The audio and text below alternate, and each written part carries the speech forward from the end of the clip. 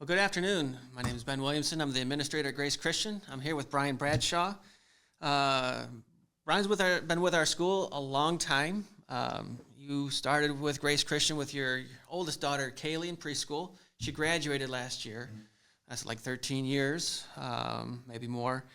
You have a daughter currently in school, in fifth grade, Ellie. You've served on the school board. You became our facilities manager after that. And then over time, you've taken on more and more responsibility. That's what we do with faithful people, competent people. You are the head of the Emergency Preparedness Committee. That's an in-school committee that works on the safety things of the school. With that, you have a title of Safety Director. We've also added grant writing this last year with some really good success in that. And so there's been just more and more added, and there comes a point when you say, I can't do it all. And at Grace Christian, a lot of our people feel that. What are we going to set aside? And so next year we have some other plans for you as well. And anyway, is that about right? That's very accurate. Okay. So the purpose of these podcasts is to let our school families, our supporters, to get on the inside of what goes on at our school. There's a lot that goes on that people don't see. They just see the outside, but none of the thought that goes into it. There's a lot of thought. And safety and security is one of the things that is pretty sensitive within our culture. Parents, they love their children, and one of our biggest feedbacks is, I love Grace because I feel like my kids are in a safe environment. Right. And it's not just physical safety. They're in a place where mental health safety, but really spiritual. That's the whole purpose of the Christian school for us 51 years ago, is to be able to create a place where our kids can learn about the Word of God without being assaulted by the culture's values. But within any society, there's a spectrum with respect to our families and expectation of safety, right? So, you can laugh with me. You have the families who wrap their kids in bubble wrap, and then you have the families that can't remember how many kids they actually have. Someone's missing at the table. Where is he? Right. And our school serves both those groups, and we are responsible for every kid that walks through the door, because parents are expecting them to come back. Mm-hmm. So one of the things that exists within a Christian school is the tension between faith and responsibility. Because you could say that, well, if God is for us, who can be against us? You got that Romans 8 angle. And why do we need to lock our doors? God has angels. He'll just station them at the front door. And then you have the other angle of responsibility, that God calls us to do work and to use the mind he gave us. So that'll be part of our discussion today. So within the safety world, I got like 4 categories: doors, windows. Those two kind of work together. Internet safety, student interpersonal, mental health, stuff we'll be talking about as well. So to get us going, let's do something easy. Doors. Doors. How do the doors work at Grace Christian? The doors. So this goes back to the summer of 2022, where we kind of revitalized the Emergency Preparedness Committee. We felt the need at that time to update our emergency operations plan. One of the first things that my committee saw as a need was a good door policy. Gone are the days of unlocked doors where people come and go as they please. No one is allowed into our school or given entry without us identifying them and their business, the reason for being there. That's for all of our doors. We have alarms on all of our doors, so that, and it's incredible to watch the response when I will test the system at times. I'll go to a door and open it and hear that alarm go off, and teachers immediately respond and react. So, we take door safety and our door policy very seriously. Do you have cameras at the doors? Yes, we have cameras at every exterior door. We can talk more about it later, but we have a lot of passive viewing on our camera systems. So there are eyes on multiple areas of our school at all times, pretty much. What about interior doors? Is there anything different about interior doors? Okay, so our interior doors, more specifically classroom doors, we're on what we consider a soft lockdown at all times. So our classroom doors, anytime students are in the classroom, our doors are locked. Okay. So the word lockdown, generally speaking, you hear about that word on the news, and it can sound scary. So if we're in a soft lockdown, how's a parent supposed to feel about that? Well, it's interesting because when we first initiated that policy, there was a little bit of pushback. You know, it's inconvenient. If little Johnny needs to go to the restroom, it's really inconvenient for the teacher when he returns to pause what she's doing to go open the door for little Johnny. But after, some time, people understood the value in what we were doing, the safety element there. Yeah, there's one less thing to do if something bad happens. Absolutely, yeah. Right. So lockdown is yes, lockdown can be a scary word. It's not to us. Sure. Lockdowns are potentially emergency management systems, a type of system to help us manage something that could be going wrong. So they do lockdown drills at Grace Christian? Oh yeah, we do. We're mandated by the state of Michigan to do at least 3 lockdown drills a year. Okay. Let's talk about windows for a second, because I love fresh air. And what's funny about this is I'm the one who wants to violate this rule the most. Yeah. So we don't open our windows at Grace. No, unfortunately not. We have egress windows that are little escape hatches, or that works both directions. If a window is left unattended and open, and we tested that system in the summer, didn't we? Yeah, there's a funny story. Yeah. I tried to get into the building, and the teacher had left a window open, and I actually peeked in, saw she was there, and I creeped through the back of her classroom without her knowing that I actually went from the window through the building. Right, which proves our point that when we have students in a classroom or in the building, it's just a no-no. As much as I love it, I would love to leave our windows open and get fresh air, especially early September, when everybody's coming back. Mm-hmm. It's a perfect time of year to keep your windows open and to save a little bit of electricity with the air conditioning. But Sure. It's just not something we can do these days. Yeah, we actually got a bid about a year ago about replacing our windows in such a way the style would change to where we could have them open, because they would be open at a safe level. Right. But you're looking at about $100,000 to, one, they'll be more efficient. We have aluminum frame windows, which are total heat sinks. And besides, they're like a casement window. They're like a big door, and these other windows wouldn't. Okay, so those are some basic physical things. So when someone comes to the school, they want to come in to talk to somebody, how do they do that if we're all locked up? So you come to the entrance, you have to press the button next to them. I'm sure most of our listeners are probably aware of that, but press the button. Office staff or myself or Mrs. Romeo. There's 3 different areas where we have door access control. We will acknowledge that we identify who's at the door, and then let them in. Now, if we can't identify who the person is, then they'll be met at the door. We can either communicate via the door access control, or more likely you'll get a visit from me or Mrs. Romeo or one of the office ladies, Mrs. Bromley or Mrs. Grochow. So that's the way you would get entry. Mm-hmm. So when we buzz them in and they walk into the building, do they just go wherever they want? No. So that goes back to summer of 2022 when we modified our emergency operations plan. The second thing we did was incorporated a visitor policy. So we have in fact, our staff are trained that if there is someone that they don't recognize in our building that obviously has not gone through the process, they don't have a visitor's tag, there's a process that happens after that from a staff perspective. Mm-hmm. So once a visitor comes in, they have to come to the office. generally speaking, you're being watched from the time you walk through that front door, making sure that you're coming to the right location. We cannot risk, there's many things that we just cannot risk. One thing, for instance, is just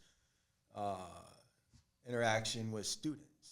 Say, for instance, if I have a contractor who's coming to the school and if we unfortunately couldn't schedule something for after school, we can't just let a contractor come in and potentially initiate conversations with students. So everyone has to come to the office, go through the process of signing in, get identification, make sure that there's a reason for them, for their visit to begin with. Sure.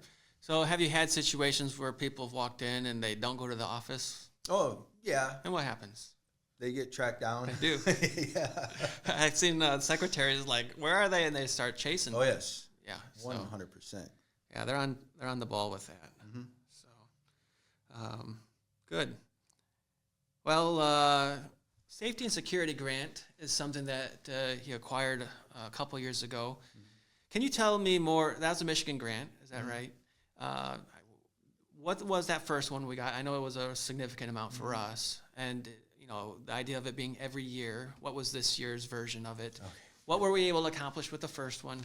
Tell me more about that. Sure. So the safety and security grant, it's on the state side of things. It's entitled 31AA, and that's a per pupil allotment that's given to schools. Like any grant, you have to build a budget with explanations of where you're going to put the money. So we understood the need for having more cameras throughout our campus. So we focused on that. The other end of that is making sure you have the network infrastructure that can handle that many cameras, which also serves more purposes than that. So a good chunk of it was $28,000, $28,056 that went towards cameras, network infrastructure, access points, and I can make all kinds of arguments for why the decision we made was a good decision. For instance, there are a handful of us that have access to our camera systems via our phones, right? And where our school is located, it's terrible cell phone service. There's more things we could talk about regarding just the rural area that we live in. So we have good Wi-Fi, and I can access at any point in time our camera systems. If there's ever a concern over anything, I can pretty quickly figure everything out. So that's where the majority of that money went. There are other little elements, things that we spent money on from that grant regarding security. The interesting thing is, excuse me, let me grab a drink real quick.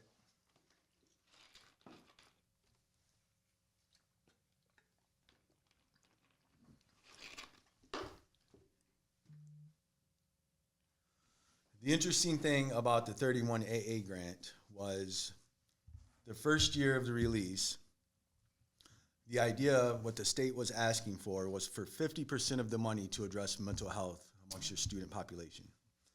Now, the first year of the grant, they said it's not necessary for the first year, but we do want you to spend some money towards mental health services of some kind.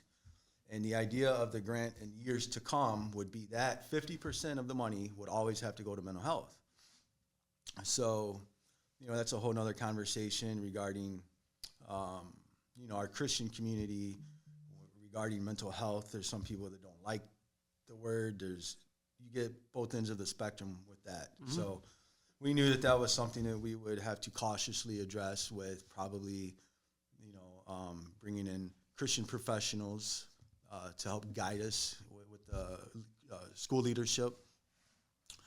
But this year, when the grant was being discussed in the legislative level, there were drastic budget cuts.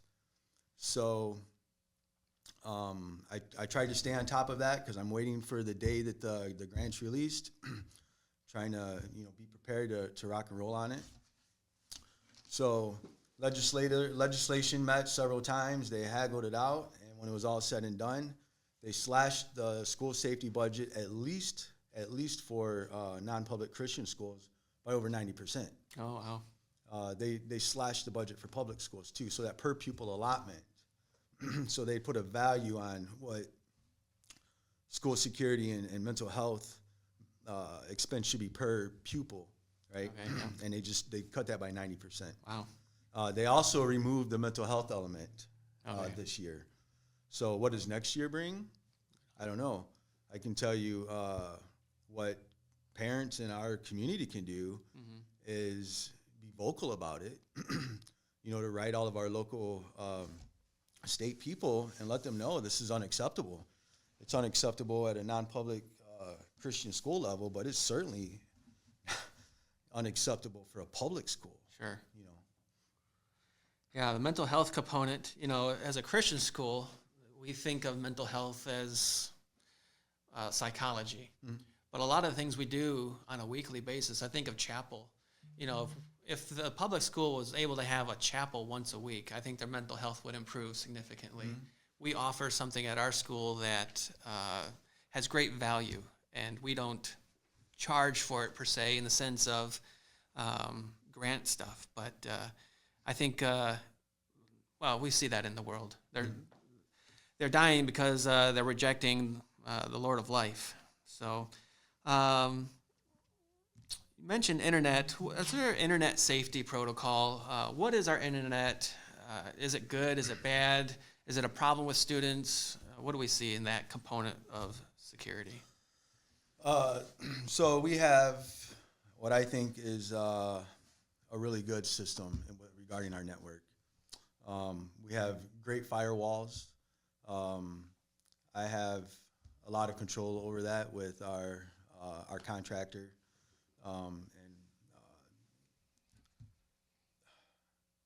So we have kind of a tiered access. So staff members are obviously the most, they have the most access to what they may need, right? Now, obviously, there's still filtered, there's still restrictions. There are some things that it doesn't matter which network you're on in our school, it's not happening, right? Students, we bubble wrap them. Yeah. We really do. Now, I say that, but knowing that there's always a hacker in a system somewhere. There's always someone trying to find a way. I'm not insinuating that we have a student doing that now, but... No, had a conversation with the administrators at Heritage and Howardsville, and they're having internet issues of kids looking up things that are inappropriate. And as administrators, we talked about, our job is to put up safeguards. And if a student is actively trying to override those safeguards, that isn't the fault of the school. Right. Let's put the fault to where it belongs. It's on the student. His heart is broke or her heart is broke, and they're trying to circumvent that. And once we learn how they do that, then we put a stop there. But ultimately, we need to put some responsibility on the students. Oh, 100%. We don't want them tripping into bad things. Right. So we're pretty good on that part of it. Yes. Yeah. Yes. Yeah. A lot of it from the student perspective is accountability, right? So, and communication, just like with school safety. We can't address what we don't know. So if a student knows that another student, has been doing something they shouldn't be doing, and it's been going on for 6 weeks, it's like, man, let's fix it. Yeah. But I would have loved to have known that the minute that you witnessed it, because,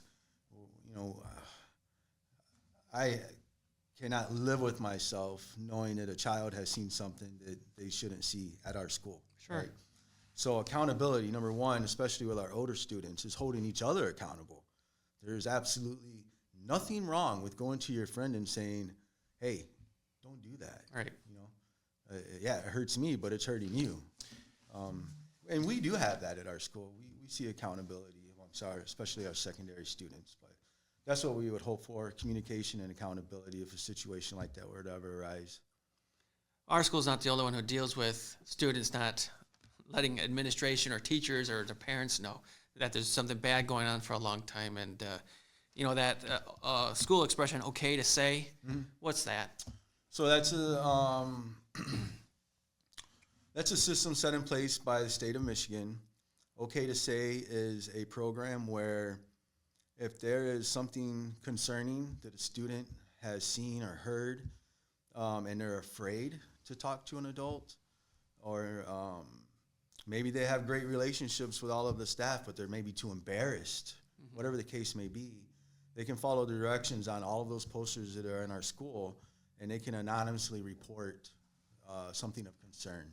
Once that happens, the Michigan State Office of School Safety will contact Mrs. Colford and myself, and there's a process that has to be played out after that. Mm-hmm. It's a really good program for those kids that just are too afraid to speak up. Sure. So when we think of major school problems, it usually isn't someone from the public attacking the school. We see that it's often kids coming to school with arms to do damage. Mm-hmm. So what are the safety protocols, or what do we do as a school to evaluate threats from within? Well, okay, so we got to be cautious. Yes, right. There's a lot of training that our staff gets that we just simply cannot talk about publicly. I can tell you this. Open lines of communication are really important. So if we get to a point where there's a student, number one, let's say this, we have screening processes, mm-hmm. Okay? So the students at our school are, and it's not just screenings for bad things. Our staff is very attuned to if, say, little Johnny comes in and he's really upset, mm-hmm. right? There needs to be an intervention right away. So you separate him so that he can get his emotion out, calm down, talk with them, pray with them, encourage them, and send them on their way. Now what you've done there is an intervention, right? You've helped them process their emotion, maybe give them some encouragement on how to resolve their problem if there's a resolution, or offer suggestions on how to communicate with wherever the issue is, right? So what you've done now is taken little Johnny, who's come to school extremely upset, and you've let him process all of this stuff, and now he's able to proceed throughout his day without that being a hindrance. Mm-hmm. So he's not stuck in those negative thought patterns. So he's not being inattentive, not being disruptive behaviorally, because he's been able to process all of that. Yeah. So, I mean, the kids of our school, they're normal kids in the sense that they have problems too. Oh, yeah. Just like everybody else. Very good. I got in my notes, weapon recognition training. You talked about some things that our staff's been trained on. That's one of those things. Like, mm-hmm. You're looking for patterns in your kids. Mm-hmm. And so it's good teachers have a sense of who their kids are, mm-hmm. and what is going on. You can just tell when someone's off, mm-hmm. I would like to say we've all done that, but as a pastor on a Sunday morning, I can look and see, especially in a Sunday school setting, something's not right here, right. And then you have some sense to follow up. Mm-hmm. Is our school pretty good about recognizing, and instead of ignoring the kid, following in? Oh, absolutely. So I'm very happy to say that we've done a lot of what we call intervention, and it's never had to do anything with weapons specifically. Mm-hmm. So yeah, our staff are really good at that. And again, I wish there's things we could go into deeper so it would make maybe more sense to the audience, mm-hmm. But I have great relationships with all of our secondary, especially our young men, right? And even down to the elementary level. So there's plenty of times where you may come in and see, I'm sitting against the wall having a conversation with someone, and it may have been because a teacher said, hey, I saw this, little Johnny was crying. I don't know exactly what happened. And the teacher is trying to manage a classroom setting or whatever. So Mrs. Colford, myself, Mrs. Corwin, there's plenty of times that happens because that's normal life, right? It is. It's normal And this life. is not just middle school kids, because when I think of kids with trouble, we think of middle school, but this goes down into lower elementary too. Oh, absolutely. Yeah. For sure. And sometimes, you from an adult's perspective, you could look and kind of chuckle, like, wow, Mm-hmm. that upset you enough to potentially ruin your day. Mm-hmm. But you can't address it like that. It's obviously important to the student. Right. So meet them at their level, and let them communicate to you if they're willing to, if they feel comfortable doing so, and then do your best to encourage them and give them tools on how to have a better day. Last thing on this mental health thing is our kids are growing up in a culture where we say, I'm going to kill you, or you need to kill yourself is common.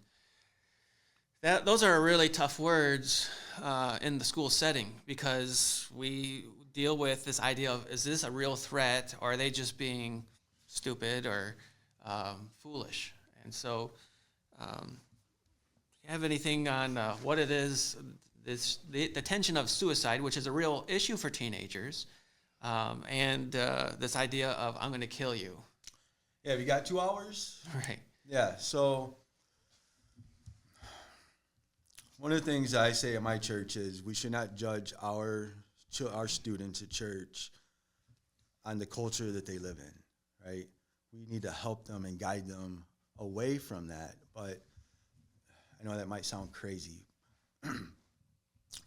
So when a student says something that is commonly said in the culture, you can't go at them yelling and screaming and pointing your finger at them. They're not going to learn from that.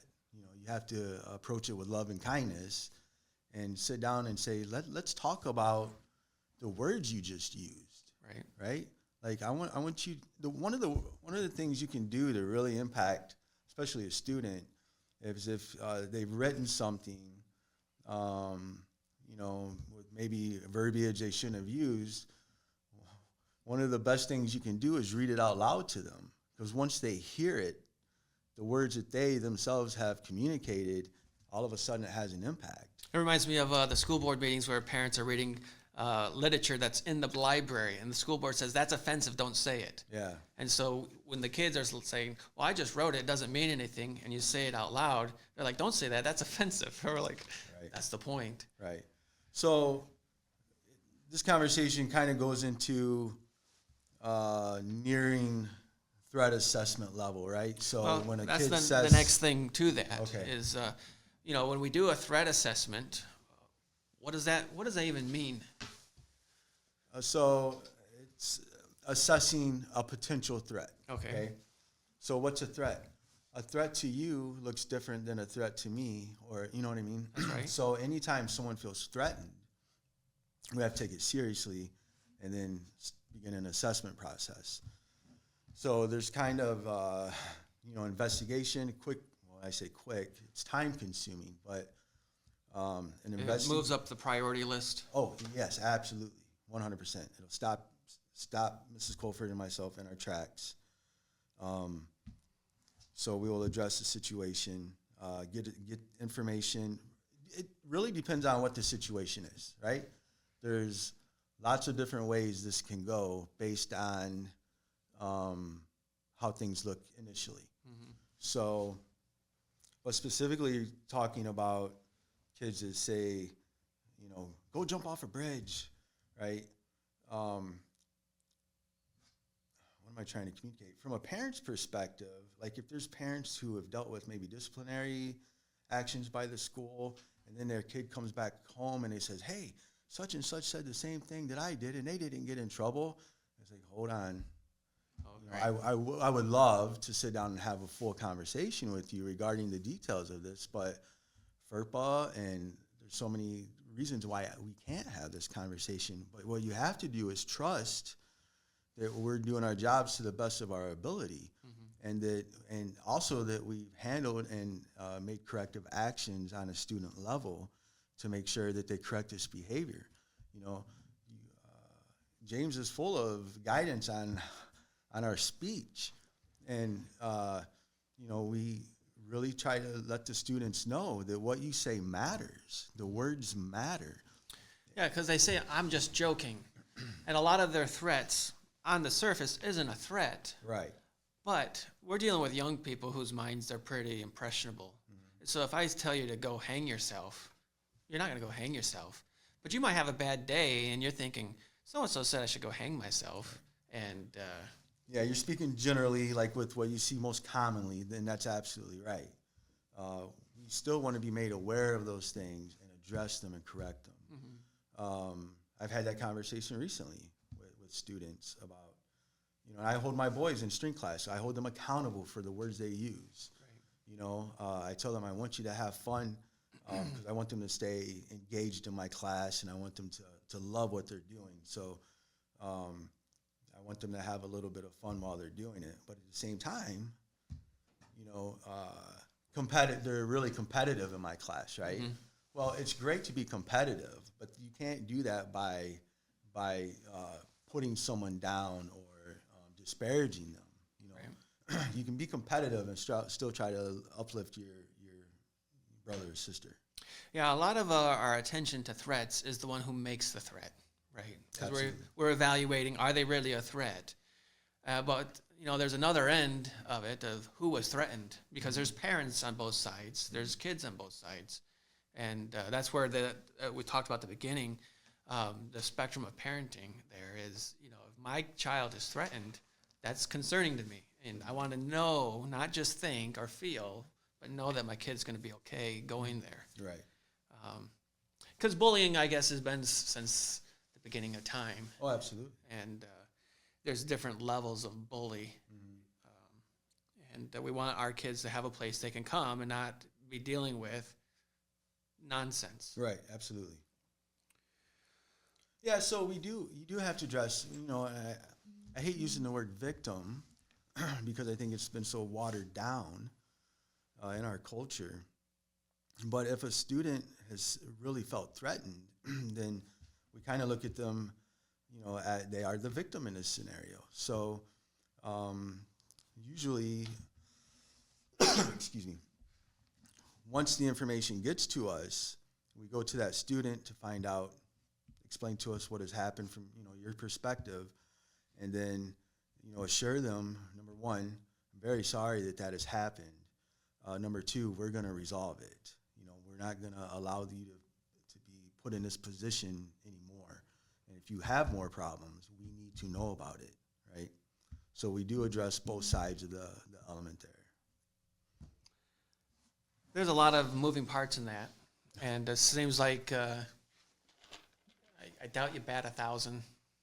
Oh, in the sense of we fail in the process, and many times, and the goal is to do it right and to communicate well, but we do fail. Yeah, absolutely. I could sit and tell you why, give you 1,000 excuses, but that's at the end of the day. We want everyone to know safety, student safety. And I'm not just worried about student safety. I have staff. I have mothers, fathers that work at our school that their safety is just as much priority as the students, right? We want everyone to feel safe at Grace Christian School. And so you layer. So if one layer fails, you have other layers that can catch. Yes. Yeah. I would say sometimes things we're learning through our processes is maybe once everything is resolved, maybe sometimes, and again, you have to be careful with. We have a very close knit school. Oh yeah. So it's like almost everybody knows everybody's business kind of thing. But even knowing that, we still have to be careful of what kind of information we share regarding, especially disciplinary actions. I know that parents will get that information a lot of times through their students, but I can tell you this, there's a lot of times they get bad information, right? And it's not that anyone is willfully lying, it's that the information sometimes is meant to protect, and so they're getting a perceived message, right? Yeah, because there are rules about you can't publish the leaderboard of discipline, so to That's speak, right. every week. Right. So-and-so got a detention for spitting or who knows what. I got one more thing before we wrap up, unless you have something else. You know, we talk about school safety, you know, from 8 to 3.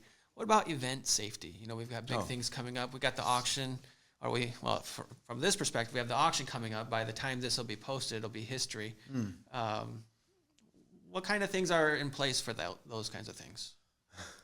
Well, I'm glad you asked that, Ben. We could go on and on and on. No, really, to me, it's exciting because we really have gone out of our way to protect our community. Not just our Grace Christian community, but our greater community. When we have guests and visitors at our school, they deserve just as much respect and protection as everyone. So our emergency preparedness committee, we established emergency response teams a couple years ago. So every event, the audience won't even know most of the time that there's an emergency response team already in place, ready to handle any situation that may arise. That's whether we're having our auction, whether we're having a basketball game, right? There's people in place to handle the situations. So there's so much to be said about this. There's so many elements to what we do on our end. For planning and preparation, those teams are for instance, we have our emergency response teams already in place for the auction. And it didn't just happen. I didn't say, let's check that mark before Ben and I go have this conversation. That was done 2 weeks ago, right? So we're always planning and looking ahead at our events. Our school is a Michigan Heart Safe certified school. That happened, I think, last fall. The Emergency Preparedness Committee, we really wanted that. We wanted that certification, so we show our community that we care about you. We have, I think, 98% of our staff is CPR and first aid certified. We have, so they're certified in AEDs. We have 2 AEDs on campus as of now. We're in constant pursuit of more AEDs. Grants have gone out, conversations where I would love to have 4 or 5 that can go with people different places.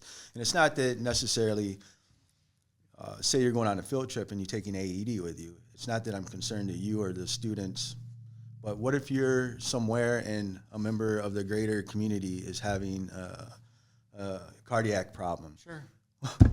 What better service to our community as Christians where we could jump right in as trained CPR people with an AED, right? I could go on and on and on about how great our staff is at caring and loving on our community. I think we're doing a really good job with that. Good. So again, this issue of perception of, no one knows there's a safety team at the auction. No. Unless something bad happens, then these people show up. And I think we had one a couple years ago where the response team actually helped someone who was having trouble. But one of our rules at the school is students aren't to be alone in the building. That's right. And so we have staff meetings, but we have some students who hang out afterwards for waiting for their older students going to practice. Mm-hmm. But they're meeting at a conference table, and you're able to use your phone to keep an eye on them. That's right. And so someone could walk by and say, look at these students, they're not even attended, but they actually are. And so I guess, that's one of the things we're wanting to invite our community to know is there's a lot going on, even if you don't see it. So. Absolutely. Grace Christian School is this incredible machine of movement every day from the time the first person hits the door. And I've said it more recently that a lot of times when there's a parent on an elementary end of things, they don't, for good reason, know what's going on with secondary, the events and all of the activities and the kind of education the students are getting, right? We have a preschool through 12th grade with an incredible opportunity for education and so many moving parts every day. on average 180-ish people, students and staff on our campus every single day that we are responsible for. And we take the responsibility of their presence on our campus, the responsibility of their education, the responsibility of their spiritual well-being. We take that is the top priority in all of our lives. That's why you see so many people at our school beyond their work hours, because they care about the students and population at Grace Christian School. Yeah, I can attest to that as well. Well, Brian, it's been good to hear all this, and I know some of this, but for those who don't, they're able to kind of eavesdrop on this conversation. So we pray that this conversation will be helpful to you. There is this tension between faith and responsibility. We believe that we'll stand before God to give an account of our lives and those who He's entrusted to us, and we take that pretty seriously. Absolutely. So pray for our school with respect to safety, with respect to what we're trying to do with training these students to impact the world for Jesus Christ. Thank you.